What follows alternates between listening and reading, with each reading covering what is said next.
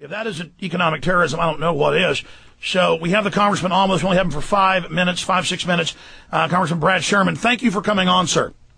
Good to be with you. You know, Wall Street used these panic tactics to get us to pass this $700 billion, what the bill really is $700 billion in unmarked bills.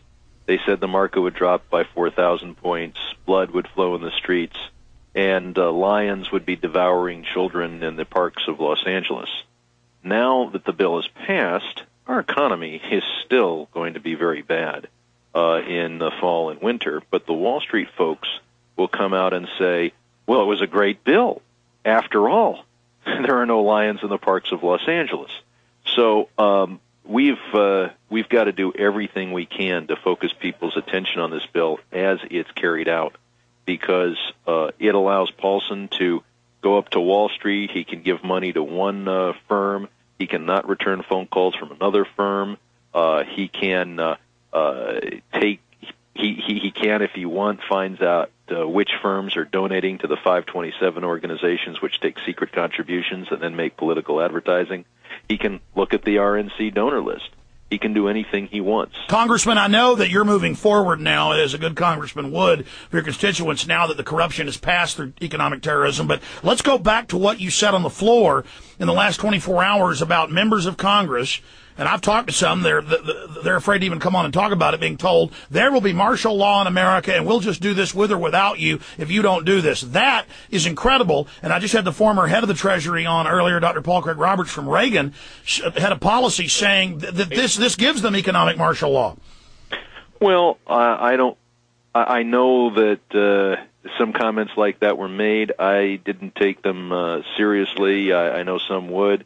I thought it was just overblown effort to create a panic in order to pass a bad bill. Is that not terrorism? Is it? I mean, is not the definition to threaten harm or carry out harm for a political aim, sir?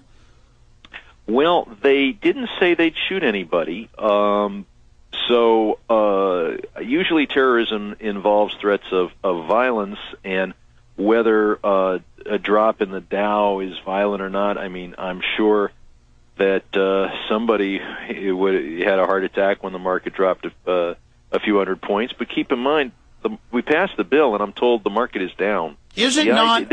Well, sir, we have cyber terrorism. They call hacking terrorism. Under the Patriot Act, Section 802, any action, they claim that is even a misdemeanor is terrorism. I mean, to have $1 trillion, $200 billion loss in one day with them fear-mongering, I call that economic terrorism. Well, I don't think of it as that big a loss. That was, if somebody on the other side of town sells their house at a fire sale price, I don't really think that makes me think all of a sudden I'm a lot poorer. I understand. But there are a few people who sold at fire sale prices on last Monday, and the fact is, if they held, I mean, the same people who say we lost $1 trillion Monday would say, well, we made back $2/3 of $1 trillion Tuesday.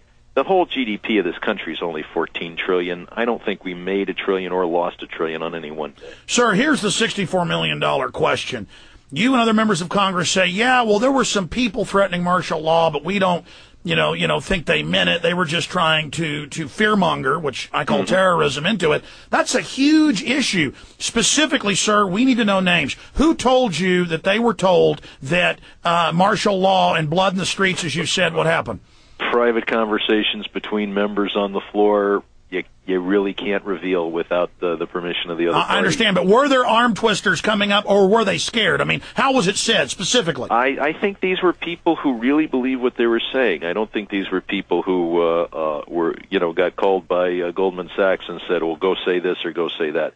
The panic takes a life of its own. One person says market will drop 2,000 points. Somebody else says 2,500. Somebody else says 3,000. Somebody else says the unemployment will jump immediately to 9%. Somebody hears that. It spreads. It gets worse and worse. So something. Yeah, so I mean, I don't think there was, or at least I'm not aware of this being, carefully orchestrated. But I think now what we have to do is expose those circumstances where we're bailing out a particular firm And how many of the executives at that firm are continuing to make $1 million a year, $5 million a year, $20 million a year? That's the message that needs to get out each and every time assets are purchased by Treasury on this. By the way, Congressman, you are, for the listeners, uniquely positioned to be able to comment on all this.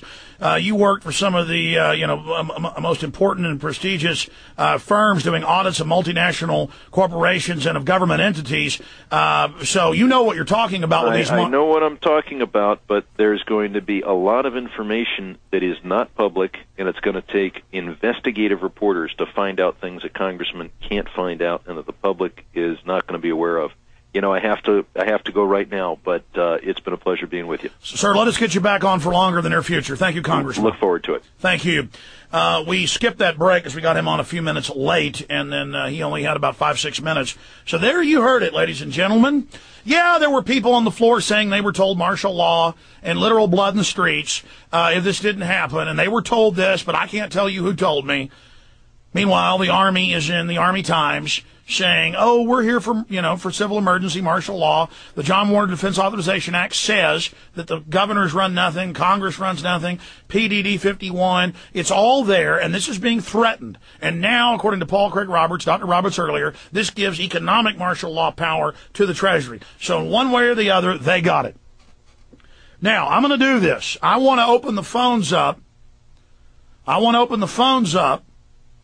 For people out there listening at the bottom of the hour, specifically on what you think of the banker takeover and the martial law and all of it. And we're busting our butts here to bring you these congressmen, these eyewitnesses, these reports. We really appreciate all of you tuning in today. Record audiences. The Internet's a small part of our audience, hundreds of thousands. But still, it's a key gauge, and it's record streams listening on the InfoWars streams, record people tuned in just there. I know there's record numbers listening on the AM and FM dial, shortwave satellite right now. The Internet's an engaged. By the way, I misspoke earlier. I said 83,000 people a day download the podcast. It's now 98,000. In 1 week, it's grown to 98,000 a day downloading the free podcast at InfoWars.com. and PrisonPlanet.com. Now, we skipped this network break. Don't worry, sponsors will get your ads played on a later day for that break there. But in times like these, we've got to take every minute we've got. So I didn't just skip that on the Internet streams. We skipped that network-wide. But I'm only going to give each caller about a minute. I'm really bad about taking long questions, then I babble. I'm just going to let you have your say, kind of like radio graffiti, as some call it. I'm not even going to comment much. I'm just going to let you have your rant. Be ready, 1-800-259-9231. The toll-free number to join us, 1-800-259-9231. A lot of days, Ron Paul says, I can definitely come on at this time, and then he always comes on, or sometimes something comes up, and then he has to reschedule. He may be popping in still in the next 40 minutes, so that might mess up some of those that want to call in, but barring him calling in during the calls we'll be taking, we'll be going to those.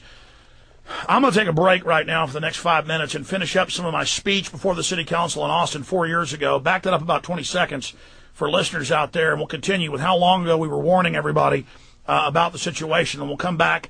We'll take the next break in about 4 minutes, and then we'll come back and take your phone calls right here on the GCN Radio Network. Stay with us.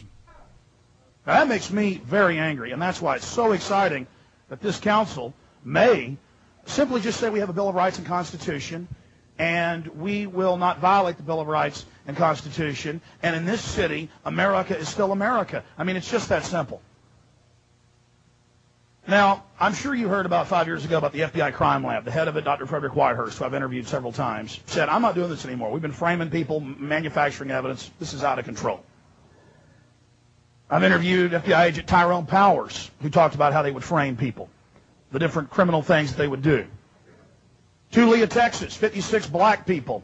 No criminal record, no drug paraphernalia, no nothing. On the word of one corrupt cop, gave them all 20 to 90 years in prison. Now you think about that. Houston Crime Lab, thousands framed indiscriminately. The police chief had to admit it because his job's on the line. He's claiming, oh, I'm going to fix that problem. It's equivalent of Hermann Goering, promising to stop what Hitler was up to.